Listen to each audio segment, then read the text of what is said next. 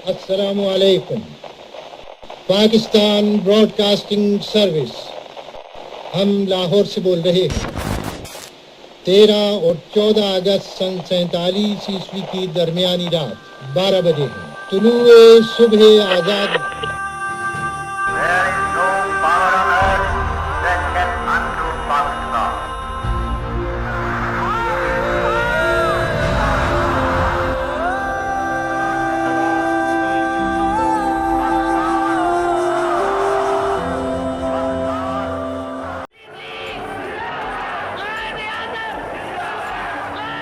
आप आजाद हैं, आजाद रहें। आप लोग इस मुल्क पाकिस्तान में अपनी अपनी इबादतगाहों, मस्जिदों या मंदिरों में जाने के लिए आपका मजहब क्या है, जात क्या है, कौम क्या है, इसका हुकूमत के मामलात से कोई ताल्लुक नहीं।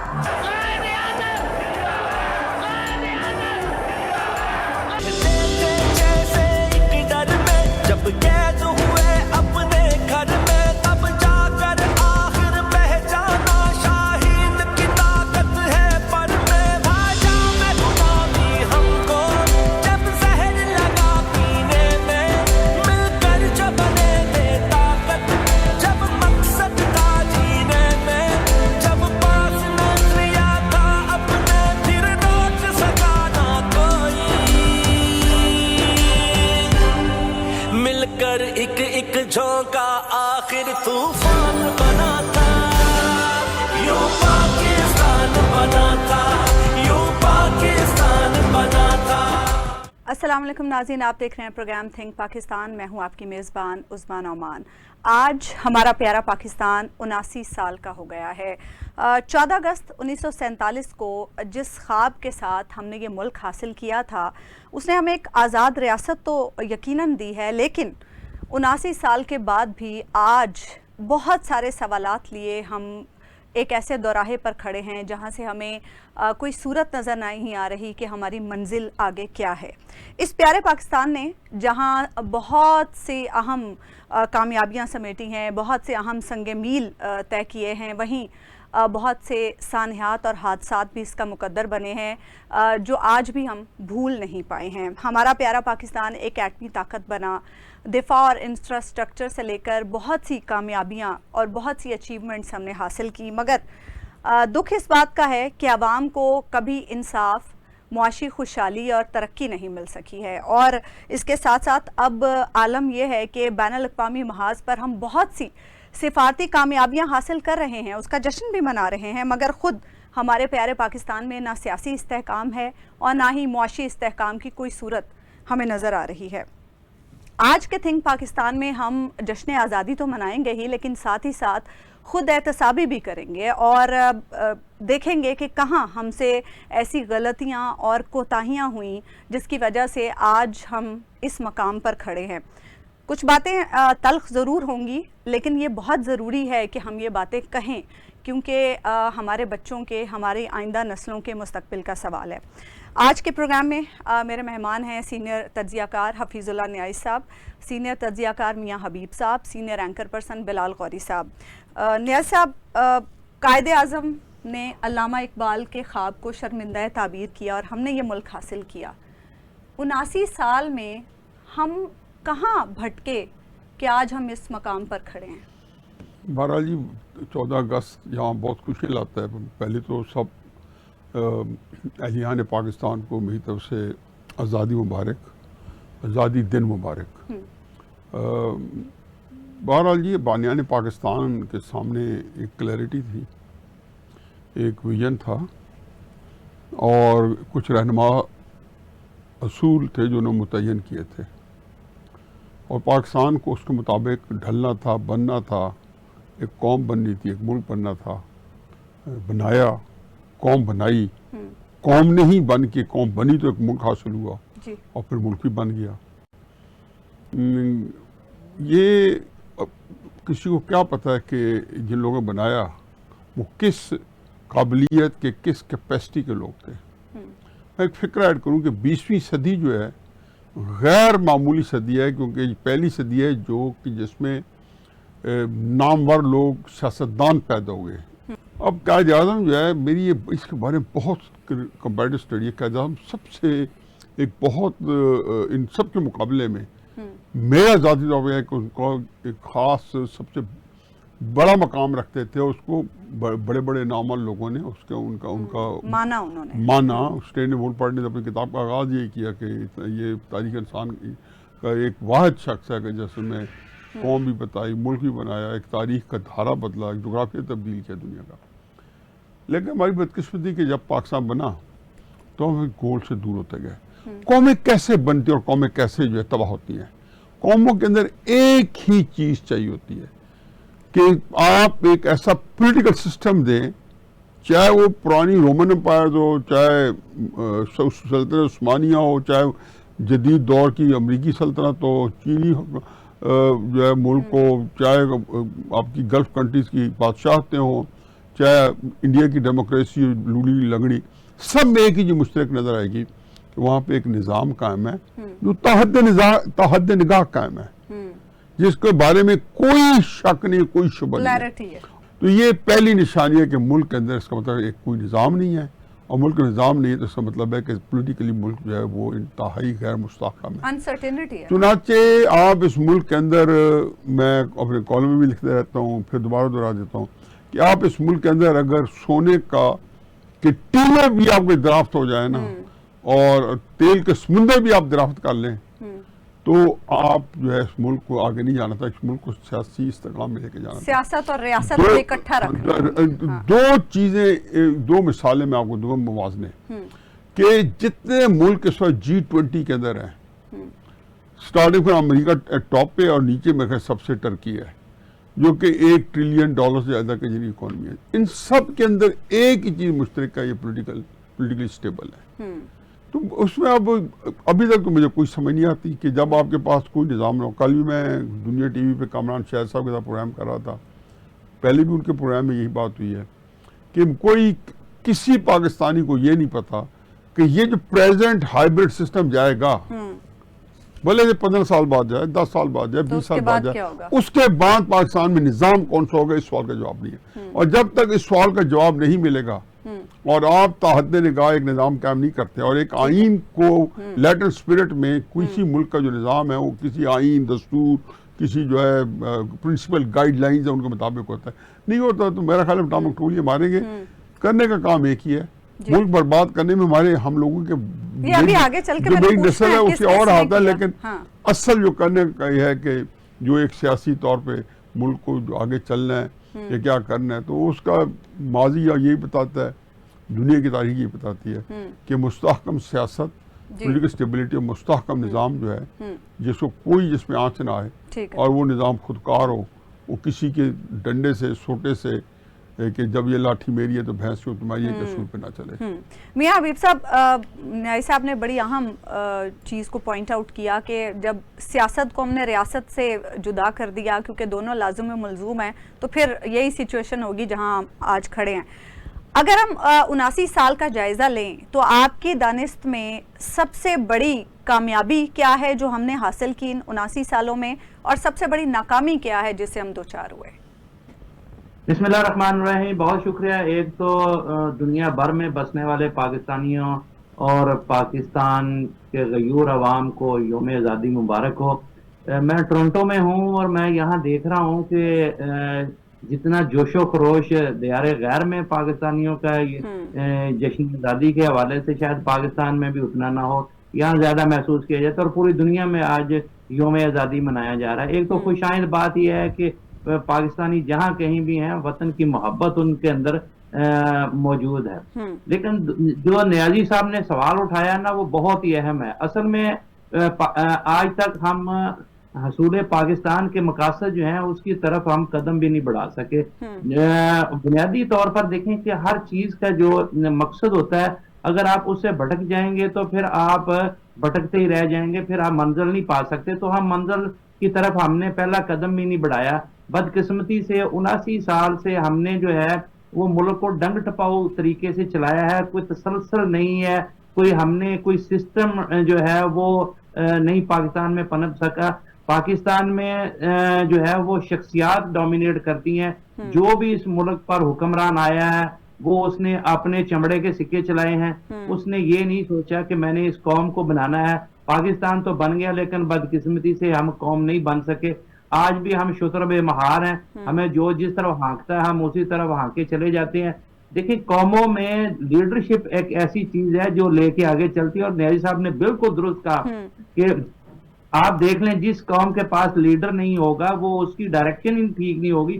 तो यहाँ तो पैच हैं, मसलन 2-4 साल कोई एक बंदा जो है वो अपनी मन मर्जी से पाकिस्तान को हाँक लेता है, 2-4 साल बाद फिर कोई दूसरा आ जाता है। फिर इसी तरीके से हमने 79 साल जो है अपने जाया कर लिए। लेकिन इसमें हमने बहुत बड़ी बड़ी कामयाबियां भी हासिल की हैं। लेकिन वो सारा कुछ जो है ना वो है आर्जी तौर पर डंग टपाऊ तरीके से। लेकिन अगर आपने इससे देखें कि सिस्टम के बगैर तो कोई घर नहीं चलता, कोई मोहल्ला नहीं चलता, कोई अदारा नहीं चलता। तो आप मुल्क बगैर 79 साल जो है वो बगैर किसी सिस्टम से चलाए जा रहे हैं। ये भी एक मैं समझता हूँ कि दुनिया का अनोखा ही मौजज़ा है हमारे मुल्क में कि हम जो है वो बगैर किसी सिस्टम के चले जा रहे हैं। हर 2-4 साल बाद हम कहते हैं पिछली चीजें सारी मिटा दो, असर नौ शुरू करेंगे। तो हमें अगर तो आपने सियासी इस्तेहकाम की बात की है, न्याजी साहब ने बिल्कुल दुरुस्त है। तो सबसे पहले तो जो है आप एक तय कर लें कि आपने मुल्क को चलाना कैसे। दुनिया में बहुत सारे देखें फॉर्म ऑफ गवर्नमेंट्स हैं, मतलब कहीं प्रेसिडेंशियल फॉर्म ऑफ गवर्नमेंट है लेकिन वो बड़े आसान तरीके से जो है वो लोगों को डिलीवर कर रहा है। वो उन्होंने कौम को एक लड़ी में परोया हुआ है। इसी तरीके से कहीं बादशाहत है, इसी तरीके से बेशुमार जो है वो पार्लिमानी जमहूरियत के सिस्टम है, लेकिन वो पब्लिक को डिलीवर कर रहे हैं। हमें तो आज तक सिविक सेंस नहीं आ सकी, बलदियाती इदारे हमारे हैं नहीं, हर और सियासी वर्कर आपने तबाह करके रख दिया। अच्छा, जहां तक है हमारी कामयाबियों का तलक, देखें 2-3 चीजें जो हैं वो पाकिस्तान में मैं समझता हूं कि वो बहुत बड़ी ब्लेसिंग है, उसमें पूरी कौम ने पहरा दिया है। एक तो पाकिस्तान के दफा पर जब भी कभी कोई आंच आई है पूरी कौम यकजा हुई है और इस पे हम कोई बात सुनने के लिए तैयार नहीं है, हर कुर्बानी देने के लिए तैयार है। ये एक बहुत बड़ी बात है। बहुत मैं समझता हूँ कि ये खासा बहुत कम मुल्कों और कौमों में के पास होता है। और दूसरा जो है वो देखें, पाकिस्तान ने वो वहां यहाँ हुकूमतें बदलती रही, शख्सियात बदलती रही, लेकिन हमने एटम बम पर कोई समझौता नहीं किया। हम एटम पावर बने और ये बहुत बड़ी एक मैं समझता हूँ अचीवमेंट है पाकिस्तान की। उसके बाद तीसरा है मसला कि ये पाकिस्तान की तकसीम जो है ये अधूरा है, अभी तक तकसीम अधूरी है। हमें कश्मीर के मामले पे जो है वो पूरा पाकिस्तान, पूरी कौम जो है वो यकजा खड़ी है। इस पे हमारे जो है कहीं भी मौकफ में जो है वो लग्जिश नहीं आई, नहीं है, कमी नहीं आई। तो ये सारी ये बहुत बड़ी ब्लेसिंग है पाकिस्तान के लिए। लेकिन इसके साथ साथ हमें ये देखना है आज जो सूरत हाल इस वक्त पाकिस्तान में बनी हुई है वो ये है कि पाकिस्तान अदम में इस्तेहकाम का शिकार है। पाकिस्तान में पिछले 79 साल से लूटमार जारी है और हम वक्ती तौर पर इख्तिसाब की बातें करते हैं और इख्तिसाब को हम जो है वो सियासत के लिए और मैनेज के लिए, मनूवरिंग के लिए इस्तेमाल करते हैं। कौमें इस तरह नहीं, कानून की अमलदारी ना हो तो फिर ऐसे ही होता है। गौरी साहब, जब तक कोई प्रॉपर सिस्टम ना हो तो यकीनन अगर हम बड़ी बड़ी कामयाबियां भी हासिल कर रहे हों तो वो ओवरशैडो हो जाती हैं। इस वक्त जो आज हम जिस मकाम पे खड़े हैं, आपको क्या लग रहा है इस मुल्क को सबसे ज्यादा नुकसान किस चीज ने पहुंचाया है? जी देखिए, कुछ तो हालात की सितम जरीफी रही। वो जो कहते हैं कि कुछ शहर दे लोग भी जालिम सन, कुछ सानू मरंडा शौकी सी। तो कुछ तो ये हुआ कि जो हमारे बाबाए कौम थे उन्हें मोहलत नहीं मिली। अगर कायदे आजम कोई 8-10 बरस उनको मिल जाते, अगरचे भारत में भी गांधी को ज्यादा मोहलत नहीं मिली, लेकिन वहाँ एक वो जो कदावर शख्सियत थी वो नेहरू की थी जो 17 बरस तक वहाँ बरसर इक़्तिदार रहे। लेकिन पाकिस्तान में कायदे आज़म भी चले गए और फिर नवाब लियाकत अली खान जो हैं उन्हें भी शहीद कर दिया गया। और उसके बाद पाकिस्तान जो है वो ये जो बाबू हैं, ये जो ब्यूरोक्रेट हैं, उनके हाथों में खिलौना बन के जो है वो रह गया। तो एक तो उसका पहलू ये है, ये तो वो मामला है जो हमारे अख्तियार में था नहीं। लेकिन जो हमारे अख्तियार में है, मेरा ख्याल है कि हमारा सबसे बड़ा मसला ये है कि हम अपने बच्चों को झूठ पढ़ाते रहे हैं, झूठ बताते रहे हैं। हमने अपने यंगस्टर्स से कभी सच नहीं बोला। जब हम मेरे जैसे जो सहाफत और तारीख के तालिब इल्म हैं वो ये बात करते हैं कि सही तारीख पढ़ानी चाहिए, तो उस पे कुछ लोगों का इस्तदलाल ये होता है कि जी देखें, तारीख तो हर मुल्क अपने तनाजुर में पढ़ाता है। मिसाल के तौर पे अब अगर 1971 की बात करें तो फ्लाइट लेफ्टिनेंट मतियुर रहमान जो हैं वो हमारे लिए गद्दार हैं, बंगालियों के लिए वफादार हैं। हाँ। राशिद मिनास हमारे हीरो हैं, बंगालियों के लिए नहीं है। ये बात बिल्कुल दुरुस्त है। ये तारीख जो है वो हर मुल्क जो है वो अपने तराजू में पढ़ाता है, लेकिन कुछ झूठ हमने ऐसे गढ़े जिन्हें गुनाह बेलज़्ज़त मैं कहूंगा, क्योंकि उनकी जरूरत नहीं थी। मिसाल के तौर पर पाकिस्तान 14 अगस्त को आजाद हुआ या 15 अगस्त को, अब ये कंफ्यूजन क्रिएट करने की क्या जरूरत थी? जाहिर है अगर आप इंडिपेंडेंस एक्ट देखें तो पाकिस्तान और भारत एक साथ ही आजाद हुए, तो आप ये ज्यादा बेहतर नहीं था कि आप बताते कि जी ठीक है 15 अगस्त को ही हिंदुस्तान की तकसीम हुई, लेकिन फर्क पैदा कर रखने के लिए हम 14 अगस्त को अपना यौम आजादी मनाएंगे। इसी तरह 23 मार्च 1956 को पाकिस्तान का पहला आइन जो है वो नाफिज हुआ, तो फैसला हुआ कि 23 मार्च को हम यौम जमहूरिया मनाएंगे। उसके बाद जब अयूब खान साहब आए और उन्होंने अरान इक़्तिदार पे कब्जा कर लिया, तो चूंकि जमहूरियत नहीं रही, इसलिए सोचा अयूब खान ने कि जी अब यौम जमहूरिया बनाने का क्या फायदा, तो 23 मार्च को जो है वो हम यौम पाकिस्तान के तौर पर मनाना शुरू हो गए। तो इस तरह की एक लंबी फहरिस्त है, और मैं समझता हूं कि हमारे जो नौजवान हैं, जब उन्हें दाएं बाएं से पता चलता है, जब कहीं और से उन्हें मालूम होता है और उन्हें एहसास होता है कि हमारे साथ तो धोखा हुआ है, हमारे साथ तो कभी सच बोला ही नहीं गया, तो मेरे ख्याल में वो चीज ज्यादा खतरनाक होती है। उससे कहीं ज्यादा बेहतर है कि आप खुद बताएं। मसलन 1965 की जंग के हवाले से हम शुरू से ये पढ़ते आए हैं, सुनते आए हैं कि जी रात की तारीकी में दुश्मन ने हमला कर दिया। हम ये नहीं बताते कि ऑपरेशन जिब्राल्टर हमने लॉन्च किया, ऑपरेशन ग्रैंड स्लाम जो है वो हमने लॉन्च किया। अच्छा, उसमें कुछ बताने में हर्ज नहीं है, उसमें शर्मिंदा होने की कौन सी बात है, उसमें मुदाफियाना रवैया अख्तियार करने की कौन सी बात है? तो मैं समझता हूँ कि पाकिस्तान को जो सबसे ज्यादा नुकसान पहुंचा है वो इससे पहुंचा है। और जिस तरफ हफीजुल्लाह नियाज़ी साहब ने निशानदेही की और बाद में मियां हबीब साहब ने बात की, असल में ये जो कुछ दिन पहले मोहसिन नकवी साहब ने फरमाया था कि जमहूरियत में और भी निज़ाम है, पार्लिमानी निज़ाम है ही नहीं है सिर्फ। अच्छा, निज़ाम तो बहुत है, मसला ये है कि पाकिस्तान को हमने तजर्बागाह बना दिया है। किसी भी निज़ाम को हमने चलने नहीं दिया। कोई भी निज़ाम हो, सदारती निज़ाम हो, पार्लिमानी निज़ाम हो, कोई भी निज़ाम ले हैं, वो निज़ाम जाहिर है कुछ असूलों के तहत चलता है, वो आइन और कानून का पाबंद होता है। तो अगर आप उसको चलने देंगे, उसमें इस्तेहकाम होगा, उसमें गैर यकीनी सूरत हाल नहीं होगी, तो जाहिर है वो निज़ाम डिलीवर करेगा। लेकिन अगर हर वक्त ये तलवार लटकती रहेगी कि पता नहीं इस निज़ाम के बिसात कब लपेट दी जाएगी और उसके बाद जो है वो क्या होगा, तो इस बेयकीनी की सूरत हाल में तो फिर यही होगा जो हो रहा। अच्छा न्याई साहब, अब जरा हम ये जायजा ले लें कि इस मुल्क में किसने क्या किरदार अदा किया या किसका क्या किरदार हो सकता था। इस मुल्क के सियासतदानों के बारे में कहा जाता है बड़े बदकिस्मत सियासतदान हैं, कभी सियासतदानों को उस तरह से मौका ही नहीं मिल सका, क्योंकि हमेशा डिक्टेटर्स आए और डिक्टेटर्स ने सियासतदानों को साइडलाइन कर दिया, इसलिए सियासतदान डिलीवर नहीं कर सके। डू यू थिंक कि सियासतदान इतने ही मजलूम है या सियासतदान बड़ा अच्छा किरदार अदा कर सकते थे इस मुल्क के लिए? पहली बात तो ये है कि जो अभी बिलाल गौरी साहब ने फरमाई है, मैं उसको इनकॉर्पोरेट करता हूँ कि हमारे यहाँ जो ऑल इंडिया मुस्लिम लीग थी, उसमें क़ायद-ए-आज़म के बाद नंबर 1 नंबर 2 में कोई 2-2,500 किलोमीटर का फासला अगर बताऊँ तो शायद आप मुतासर हो, इतना फासला था। अच्छा।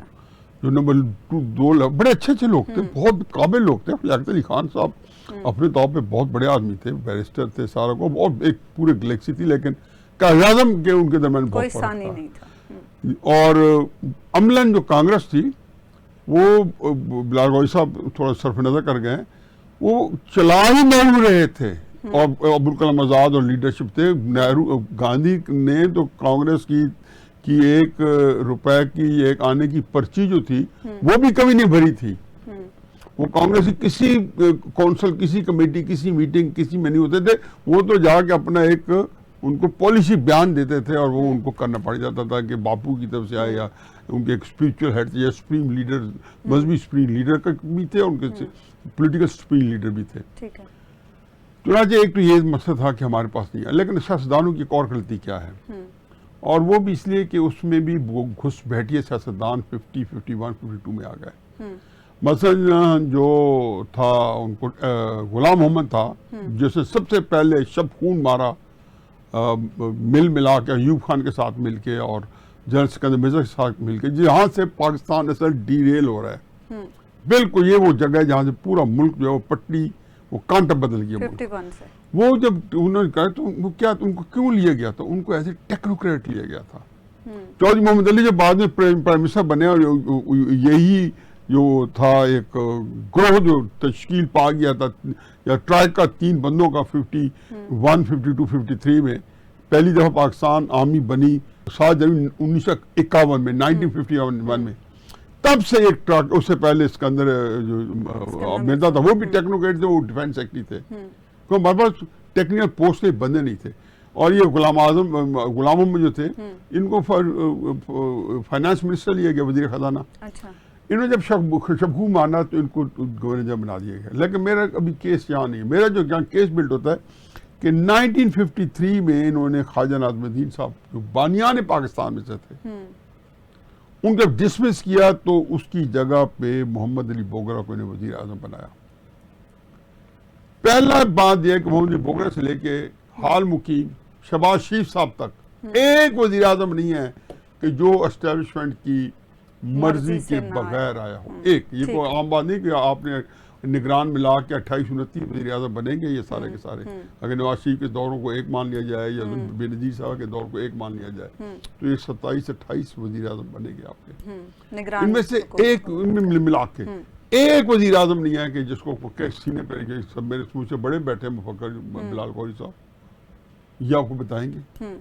दूसरी बात यह कि जब इन्होंने मोहम्मद अली बोगरा को हटाया तो अगला बंदा जो था चौधरी मोहम्मद अली वो तैयार बैठा था, वो तो अपने से जब बेनज़ीर को आड़े हाथों लिया तो नवाज शरीफ साहब वर्दी पहन चुके बैठे थे। जब नवाज शरीफ का उठाया तो बेनज़ीर साहब ने पूरी सर्विसेज अपनी सारे लीडरान कराम के साथ हाजिर कर दी। जब नवाज शरीफ साहब पे कड़ा वक्त आया और पीपल्स पार्टी की अहमियत खत्म हो गई, वो नवाज शरीफ साहब को उस तरीके से नहीं गिरा सकती थी, तो इमरान खान साहब को वर्दी पहना दी। फिर इमरान खान साहब पे जब कड़ा वक्त आया तो इन्होंने पहन ली। तो ये जो चूहे बिल्ली का खेल है तो सियासतदानों का ये रोल तो है, लेकिन पार्टी बेबस कर देती। मैं मियां नवाज शरीफ साहब को या इन लोगों को दोष नहीं देता, हो सकता है इमरान खान भी आज लड़ना चाहता हूँ, लेकिन जब आके देखेगा ना वो क्या कहते हैं पंजाबी में पता नहीं सही है वजूद है, यानी मियाँ साहब रहनुमाई करेंगे कि मंजी तेरे डांग फिरेगा तो पता चलेगा हालात कुछ नहीं है, इन्हीं के साथ मिलकर काम करो और इन्हीं के। तो ये जो सिस्टम है, अब सिस्टम के ऊपर हमारी एस्टेब्लिशमेंट जो है, अगर मैं जो है एक फिक्र कह दूं, मैं एस्टेब्लिशमेंट जो है अगर जान के मां पाऊं तो अर्ज करूं कि no they are riding a tiger. इस पर हम कुछ नहीं कह सकते। एक ब्रेक हम लेंगे नाज़रीन, और ब्रेक के बाद वापस आएंगे तो गुफ्तगू के सिलसिले को आगे बढ़ाएंगे। वेलकम बैक नाज़रीन, हम 79 साल के पाकिस्तान की बात कर रहे हैं और हम जायज़ा ले रहे हैं कि कहाँ हमसे क्या कोताहियाँ, क्या गलतियाँ हुई। मियाँ हबीब साहब, सियासतदानों के किरदार पर तो बड़े अच्छे तरीके से रोशनी डाल दी है नियाज़ी साहब ने, बाकी भी मैं चाहूँगी बाकी किरदारों में ज़रा आप रोशनी डाल दें। आप क्या समझते हैं, अदलिया का क्या किरदार रहा, इदारों का क्या किरदार रहा, अवाम ने क्या अपना वो रोल अदा किया जो उसे करना चाहिए था? बहुत अच्छा सवाल किया आपने। देखें, जब माशरे उठते हैं ना तो फिर उसके सारे शोबे उठते हैं, और जब जवाल आता है ना तो फिर वो तमाम शोबे जो है जवाल का शिकार होते हैं। पाकिस्तान के तमाम शोबे जो हैं उन्होंने इस गंद में अपना किरदार अदा किया है। उसमें आप ब्यूरोक्रेसी, आप उसमें सहाफत, आप उसमें पाकिस्तान के अदलिया को ले लें, कोई भी शोबा ऐसा नहीं बचा जिसने अपना जो है वो हिस्सा ना डाला हो इस गंद में। तो यहाँ हर एक को इस्तेमाल किया गया, हर कोई इस्तेमाल हुआ है। और बदकिस्मती आज के पाकिस्तान की ये है कि पाकिस्तान का हर बंदा जो है वो उसको ईमान की हद तक यकीन है कि मैंने मेहनत से जो है तरक्की नहीं कर सकता, लिहाजा मैंने कोई दाव लगाना है। तो हर बंदा दाव पे बैठा हुआ। उसमें पाकिस्तान की टॉप क्लास लीडरशिप से लेकर पाकिस्तान के तमाम बड़े ओहदों पर बैठे हुए लोग भी जो है वो लूटमार में मुलव्वस है, और नीचे रेडी वाला भी लूटमार में मुलव्वस है। तो ये जो एक पूरे माशरे में लूटमार का कल्चर आ गया है ना कि पैसा आप बना लें जैसे भी पाकिस्तान में बना सकते हैं, तो आपको कोई नहीं पूछ सकता। इस कल्चर ने पाकिस्तान का बेड़ा गर्क करके रख दिया है। और सबसे जो अहम बात है ना, उसमें अदलिया का रोल तो जो है वो कलीदी रोल होता है माशरों को जो है ना मेंटेन रखने में, स्ट्रेंथन करने में। आज जिस माशरे में इंसाफ नहीं होगा वो माशरा नहीं चल सकता। तो पाकिस्तान में हमने कंप्रोमाइज किया है हर मामले में, हमारे जजेस ने कंप्रोमाइज किया है, हमारे सियासतदानों ने कंप्रोमाइज किया है, ब्यूरोक्रेसी ने कंप्रोमाइज किया। उन्होंने देखा है कि साहब जो है वो उसकी नीयत क्या है, साहब क्या सोचते हैं, उन्होंने क्या इशारा किया, उसके मुताबिक ब्यूरोक्रेसी परफॉर्म करती है, मुल्क के लिए परफॉर्म नहीं करती।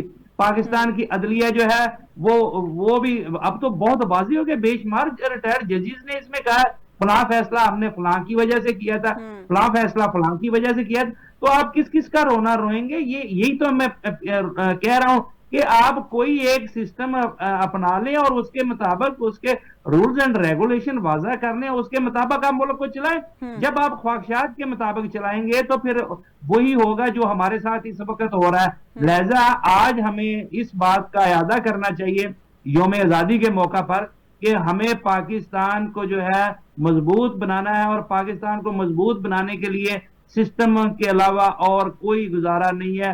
लेकिन आप सारे स्टेक होल्डर को बिठाकर कोई एक सिस्टम बना लें और उसके मुताबिक इस मुल्क को चलाएं। खदारा इस लोगों को, मैं अब आज मैं दुनिया को जब देखता हूं, मैं बाहर आया हूं तो मुझे रश करता है कि यार इनके शहरी का क्या है कि वो इस मुल्क में पैदा हो गया और हम जहां पैदा हुए वहां अभी अलबिया हमने शुरू नहीं की, वहां शहरी के हकूक ही कोई नहीं है, वहां हमें पता ही नहीं है। देखें कि जहां आपको हकूक नहीं है वहां आपके फराइज भी जो है वो फिर आप उससे रूगर्दानी करते हैं। तो हमें जो है वो माशरे को बैलेंस करना है और उस बैलेंस रखने के लिए हमें किसी न किसी सिस्टम की जरूरत है। वारी साहब, जब हम बात कर रहे हैं कि किसने कितना नुकसान पहुंचाया इस मुल्क को और हम जायजा ले रहे हैं, सियासतदानों पर न्याजी साहब ने बड़े अच्छे तरीके से रोशनी डाल दी, मियां हबीब साहब ने कहा कि सभी ने अपना अपना हिस्सा डाला है।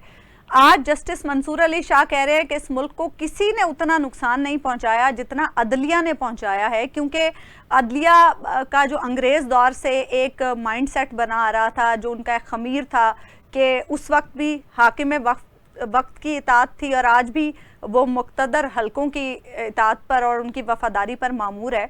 आप क्या समझते हैं इस बारे में? देखिए, जब आप बात करते हैं कि किस पर ज्यादा जिम्मेदारी होती है तो देखना यह होता है कि इक़्तिदार और अख्तियार किसके पास कितना है। इसमें तो कोई शक नहीं है कि सब ने बराबर का हिस्सा डाला है, जिसका जितना बस चला उसने पाकिस्तान की तबाही और बर्बादी में कोई कसर नहीं छोड़ी। लेकिन जिसके पास जितना ज्यादा अख्तियार रहा, जितना ज्यादा इक़्तिदार रहा, जो ज्यादा पावरफुल रहा, जाहिर है उसने ज्यादा हिस्सा डाला है। और वो मेरे ख्याल है कुछ राज की बात नहीं है, कोई बताने की जरूरत नहीं है कि किसके पास पाकिस्तान में इक़्तिदार रहा है और किसके पास अब भी पाकिस्तान में इक़्तिदार और अख्तियार है। दूसरी बात यह है कि पाकिस्तान की तामीर और तरक्की में किसका जो है वो कितना हाथ रहा है। दूसरा जो पहलू है वो ये है, देखिए उसमें सबसे बड़ी जो कामयाबी हमारी रही वो जाहिर है हमारा न्यूक्लियर प्रोग्राम है कि हम इस्लामी दुनिया की इकलौती एटमी ताकत बन गए।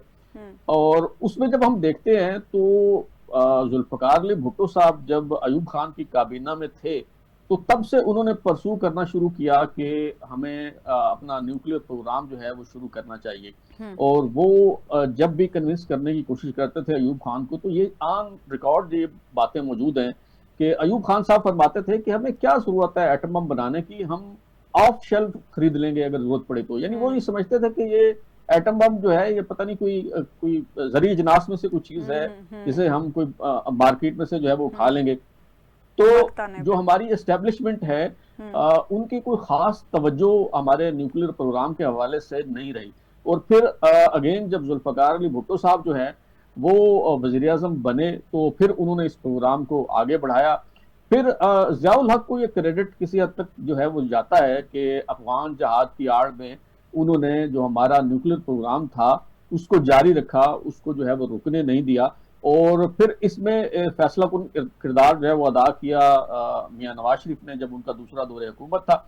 अब इस पे मैंने एक दफ़ा कॉलम लिखा था 28 मई को, और उसमें जब मैंने बताया कि जी ये नवाज शरीफ को क्रेडिट जाता है, तो एक बड़े अच्छे दोस्त हैं और बड़े अच्छे ओहदे पे हैं, ब्यूरोक्रेट हैं, उन्होंने बड़ी शिकवा किया कि जी नवाज शरीफ की तो टांगे कांप रही थी वो तो उनसे जो है वो एटम बम जो है वो चलवाया गया, धमाका करवाया गया, वो तो डरे हुए थे, वो तो धमाका नहीं करना चाहते थे। मैंने कहा जी आप सरताज अजीज की किताब उठा के देख लें, मतलब बहुत से हवाले हैं। उस वक्त आधी काबीना जो है वो एटमी धमाकों के खिलाफ थी, और जनरल जहांगीर करामत जो है उनका मौकफ जो है वो मौजूद है। वो कौन सी किताब है उनकी, जो शुजा नवाज की किताब है, उसमें उनका मौकफ मौजूद है कि जी मैंने कहा कि कहीं ऐसा ना हो कि पाबंदियां लग जाएं और उसकी वजह से हमारा डिफेंस बजट जो है वो कम हो जाए। तो नवाज शरीफ ने यकीन दहानी कराई कि जो भी हालात हुए, जो डिफेंस बजट है वो कम नहीं होगा। ठीक है। तो मैंने कहा कि अगर आर्मी चीफ जो है वो तहफ़्फ़ुज़ात का शिकार थे, आधी से ज्यादा काबीना खिलाफ थी, तो फिर मैंने कहा फिर तो एक ही तरीका हो सकता है कि हमारा एटम बम खुदकार था, वो अपने आप ही चल गया। तो मेरा ख्याल है कि ये क्रेडिट हमारी सिविलियन लीडरशिप को देना चाहिए कि जो सबसे बड़ी हमारी कामयाबी है पाकिस्तान का एटमी ताकत बनना, वो हमारे जो सिविलियन लीडरशिप है उसके मरून मिन्नत है। ठीक है, ठीक बात है। अच्छा न्याई साहब, अब बेशक जब भी आपने कोई सिस्टम ठीक करना है तो एक कलेक्टिव एफर्ट होती है, उसमें आवाम का भी किरदार होगा, उसमें इदारों का भी किरदार होगा, उसमें सियासतदानों का किरदार भी होगा, अदलिया का किरदार भी होगा, लेकिन आगाज़ हमेशा ऊपर से भी होता है और उससे भी होता है जो ज़्यादा ताकतवर हो। एक ब्रेक हम लेते हैं नाज़रीन, ब्रेक के बाद वापस आते हैं तो फिर न्याई साहब से इसका जवाब लेते हैं। वेलकम बैक नाज़रीन। न्याई साहब, बगैर कोई ताख़ीर किए, क्योंकि वक्त बहुत कम है, जो मैंने आपसे सवाल पूछा कि आगाज़ ज़ाहिर सी बात है फैसला साजों ने करना है कि पाकिस्तान को अब आगे कैसे बढ़ाना है और कैसे इस सारे बहरान से पाकिस्तान को निकालना है। इससे पहले कि पाकिस्तान को ठीक करने के लिए घोड़े को टांगे के पीछे बांधा जाए ताकि टांगे चले, तो मैं एक कमेंट करना चाहता हूँ। घोड़े को पीछे बांधा जाएगा या आगे? अरे तो आगे तो चल नहीं रहा तो घोड़े के टांगे के पीछे बांधेंगे तो इस मुल्क को चलाएंगे। क्योंकि सारी निज़ाम जो है तो इस पे मैं तो आगे ऑन ए लाइटर नोट, लेकिन मैं एक और बात बताऊँ जी, ये थोड़ा इसलिए भी शेयर करता हूँ कि जब इंफॉर्मेशन जो होती है ना उसके लिए जो है बड़ा एक दिलचस्प मौजूद होता है। अयूब खान ने हमारा बहुत भरपूर तरीके से 2 काम किए थे जो किसी ने नहीं किए। एक एटमी प्रोग्राम का जो बेसिक जो स्ट्रक्चर है, एक लगा था Pakistan institute of nuclear technology 1964 या 63 के अंदर, मुझे याद नहीं है, नीलोर इस्लामाबाद से दूर पहाड़ों में, जिस तरह ये इस्लामाबाद के करीब था कहूटा, इस तरह नीलोर भी उसे लगभग है, ठीक है, ये एस्टैब्लिश किया था।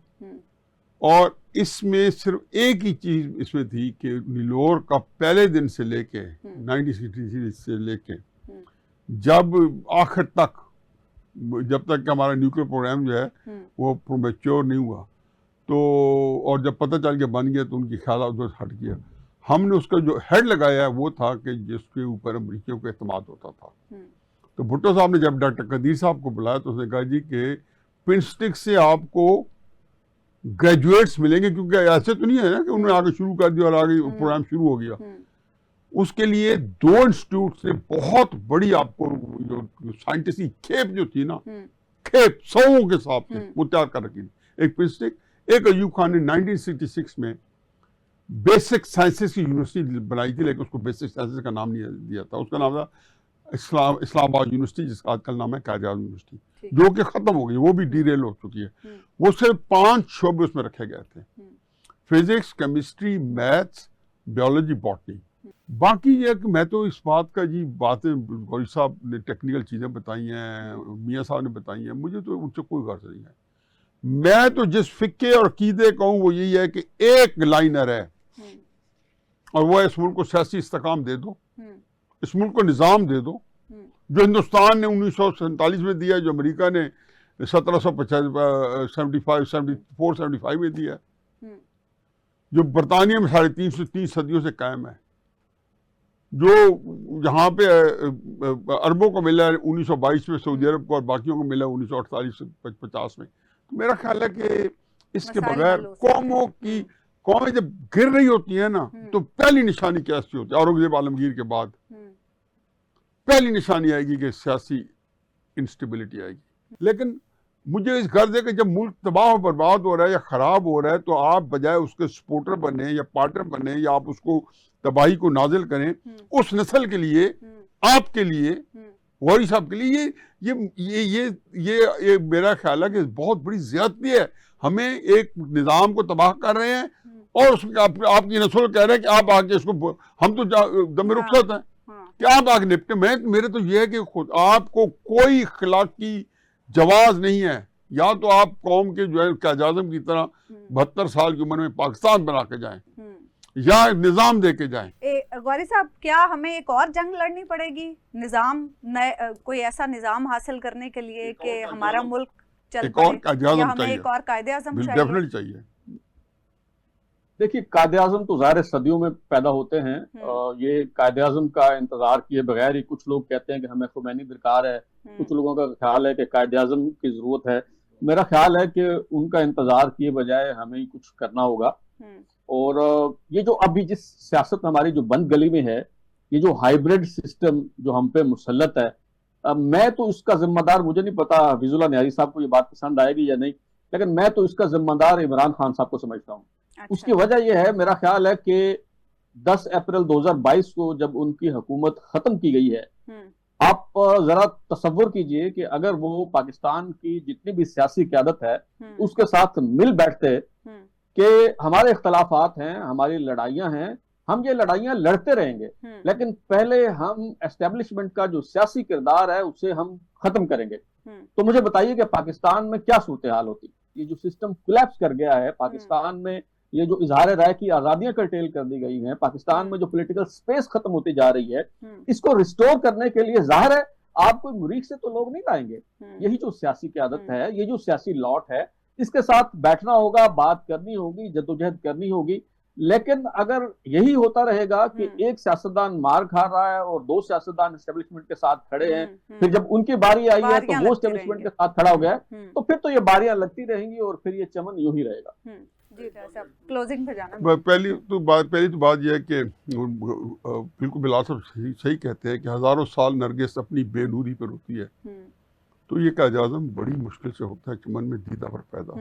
दूसरी बात यह जी कि बिल्कुल ये जो बात उन्होंने की है उसमें जो 2 जो राय नहीं है कि इमरान खान साहब ने इस सिस्टम में खराबी जो है में ऐड की है, बल्कि कुछ ज्यादा ही हाई ऑक्टेन ऑयल यूज किया, बाकी सिर्फ आम तेल यूज कर रहे थे।